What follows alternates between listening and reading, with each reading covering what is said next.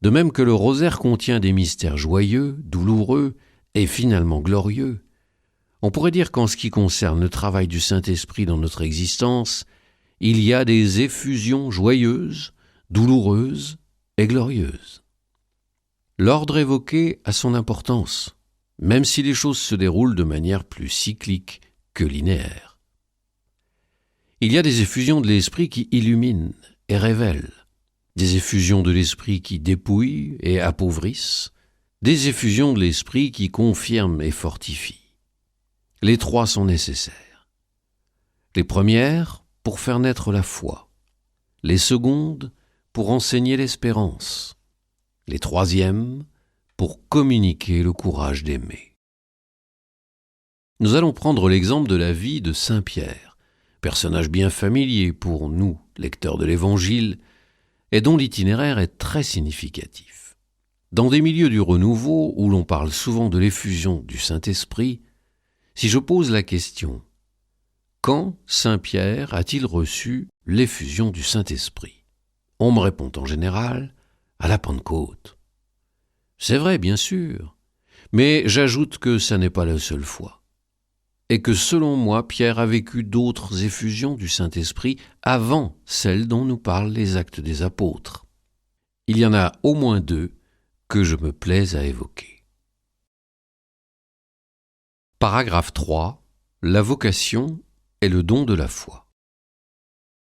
La première effusion du Saint-Esprit dans la vie de Saint Pierre est sans doute celle qui correspond au moment de sa vocation, quand Pierre s'est senti poussé à tout quitter, métier, filet, barque, famille, pour suivre Jésus. Pierre a été profondément touché par le message et surtout la personne du Seigneur. Jamais homme n'a parlé comme cet homme. Pierre a été saisi et enthousiasmé par le prophète de Galilée, il pressent que ces paroles sont paroles de vie éternelle. Il devine en même temps qu'en répondant à l'appel que Jésus lui adresse « Viens et suis-moi », sa vie est destinée à prendre un tour tout à fait nouveau et sera désormais consacrée à un projet extraordinaire. L'Esprit Saint révèle à Pierre à la fois qui est Jésus et le sens nouveau de sa propre existence, suscitant en lui une joie et un bonheur très grands. C'est une extraordinaire aventure spirituelle qui commence, et Pierre en est quelque peu enivré. Il s'agit de ces effusions joyeuses de l'Esprit Saint qui ouvrent le cœur et les horizons, qui révèlent la beauté du mystère du Christ et notre vocation à le suivre. L'Esprit enrichit notre existence d'une présence nouvelle du Christ et d'une compréhension nouvelle de ce qu'est le sens de notre vie. Dans ces moments-là, le rôle principal de l'Esprit est d'illuminer et d'éveiller dans le cœur de l'homme une réponse qui est l'adhésion de la foi. Paragraphe 4. Les larmes de Pierre et le don de l'espérance. Mais l'Esprit Saint n'est pas toujours celui qui enrichit, il est aussi celui qui appauvrit. Il n'est pas seulement celui qui dilate les horizons et le cœur, mais aussi celui qui fait passer par des portes bien étroites. Cela, Pierre l'éprouvera surtout au moment le plus terrible de sa vie, celui de sa trahison. Son reniement aussi deviendra, en vertu de la miséricorde divine, l'occasion d'une profonde effusion de l'Esprit Saint qui se manifestera à travers ses larmes. Larmes dans lesquelles le chef des apôtres sentira toute sa misère et son péché, mais recevra aussi l'espérance du pardon. Cette trahison de Pierre a été pour lui une terrible chute. Quelques heures auparavant, il s'était déclaré devant tous, disposé à suivre Jésus jusqu'à la prison et même la mort. Il était le chef des apôtres. Comme tel, il avait conscience de son devoir particulier d'entraîner le groupe et de donner à tous un bon exemple. Jésus l'avait choisi pour cela, et il ne s'était certes pas trompé dans son choix. Pierre était tout entier donné à sa mission ainsi comprise.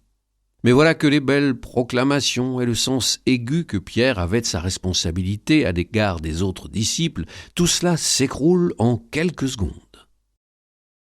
il suffit qu'une petite servante lui pose dans la cour du grand prêtre la question « N'es-tu pas toi aussi un disciple de cet homme-là » Et par 3 fois, Pierre reniera son maître en jurant n'avoir rien à faire avec lui. Quelle dégringolade! Le premier est devenu le dernier. Mais l'Esprit Saint, qui est le Père des pauvres, se sert de cette chute lamentable pour toucher à nouveau profondément le cœur de l'apôtre. Pierre croise le regard de Jésus et dans ce regard il comprend toute l'horreur de sa trahison. Il voit toute sa misère, mais en même temps, il perçoit qu'il n'est pas condamné, qu'il est aimé plus tendrement que jamais et qu'il y a pour lui une espérance de relèvement et de salut. Et Pierre fond en larmes. Larmes dans lesquelles son cœur est déjà purifié. La chance de Pierre est d'avoir accepté de rencontrer le regard de Jésus. Pourquoi, Judas, as-tu fui ce regard? Étais-tu ainsi laissé enfermé dans le désespoir? Pour toi aussi, il y avait jusqu'au dernier moment l'espérance du salut et du pardon. Ton péché n'était pas pire que celui de Pierre. Dans ce regard du Maître, Pierre a vécu une effusion de l'Esprit Saint. Une de ces effusions douloureuses qui appauvrissent, qui dépouillent radicalement, mais qui se révèlent, en fin de compte, infiniment bénéfiques, parce qu'elles montrent à l'homme son impuissance, sa misère radicale, son néant absolu. Elle oblige désormais à ne plus s'appuyer sur ses propres forces, sur ses prétendues qualités et les vertus qu'il croit posséder, mais à compter exclusivement sur la miséricorde et la fidélité divine, entrant ainsi dans la liberté véritable. Les pères du désert n'hésitaient pas à dire « Celui qui voit son péché est plus grand que celui qui ressuscite les morts ». L'Esprit Saint a fait opérer à Pierre un basculement fondamental. Il est passé de la confiance en lui-même à la confiance en Dieu. Il est passé de la présomption à l'espérance. Nous pouvons dire qu'à l'occasion de son reniement, Pierre a perdu toutes les vertus qu'il pratiquait auparavant et qu'il croyait posséder. Sa ferveur, sa fidélité au Maître, son courage, tout a volé en éclats en quelques secondes. Par contre, Pierre a commencé pour la première fois de sa vie à pratiquer une autre vertu qu'il ne connaissait pas auparavant, la vertu d'espérance. Tant qu'on compte sur soi, sur ses propres forces, tant qu'on n'est pas radicalement pauvre, on ne peut pas exercer véritablement l'espérance. Car l'espérance est la vertu que pratique celui qui se sait infiniment faible et fragile, qui ne s'appuie aucunement sur lui-même, mais qui compte fermement sur Dieu, qui attend tout de lui et de lui seul, avec une immense confiance. Rencontrant le regard de Jésus, bouleversé jusqu'aux larmes, Pierre a pour la première fois de sa vie posé un véritable acte d'espérance. Ce que je ne suis pas capable de faire par mes propres forces, je l'attends de toi, ô mon Dieu, et non pas en vertu de mes mérites, car je n'en ai aucunement, mais en vertu de ta seule miséricorde. Cet épisode de la vie de Pierre comporte un enseignement fondamental. L'espérance véritable, théologale, ne peut provenir que d'une expérience de pauvreté foncière. Tant qu'on est riche, on compte sur ses richesses.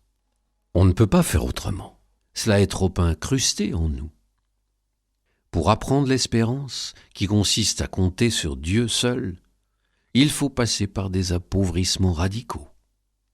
Mais ces appauvissements sont la source d'un grand bonheur, car ils sont une étape préalable à une extraordinaire expérience de la bonté, de la fidélité et de la puissance de Dieu. Heureux les pauvres en esprit, les dépouillés par l'esprit, pourrait-on dire, car le royaume des cieux leur appartient. Paragraphe 5. La Pentecôte est le don de la charité. Pour continuer dans ce symbolisme du rosaire et passer enfin au mystère glorieux, je dirais que la Pentecôte a été pour Pierre et pour les autres disciples une effusion glorieuse du Saint-Esprit. Effusion qui remplit la personne de la présence divine, qui unit intimement au Christ et dont le fruit le plus beau est le courage pour aimer. Au Cénacle, Pierre reçoit, selon la promesse de Jésus, une force venue d'en haut. Force qui est celle de la charité, le feu de l'amour, le courage d'aimer Dieu plus que tout, de le confesser avec audace devant les hommes et de consacrer toute sa vie au service du prochain par l'annonce de l'Évangile. Brûlant de cette charité répandue dans son cœur par le Saint-Esprit, Pierre sera désormais un apôtre infatigable, joyeux des occasions qui lui sont données de souffrir pour le nom de Jésus, tout entier donné au service de ses frères et sœurs, paissant le troupeau de Dieu avec tout l'élan de son cœur. Paragraphe 6. Le feu qui éclaire, brûle et transfigure. On peut faire un rapprochement intéressant entre ces trois aspects de la vie spirituelle, ces effusions joyeuses, douloureuses et glorieuses de l'Esprit Saint, et l'image du feu et de la bûche jetée dans la flamme utilisée par saint Jean de la Croix pour illustrer certains événements de notre vie spirituelle, et faire comprendre que, quelles que soient les situations dans lesquelles l'âme est mise, heureuse ou pénible, lumineuse ou obscure, c'est toujours le même amour qui opère, la même lumière qui l'investit.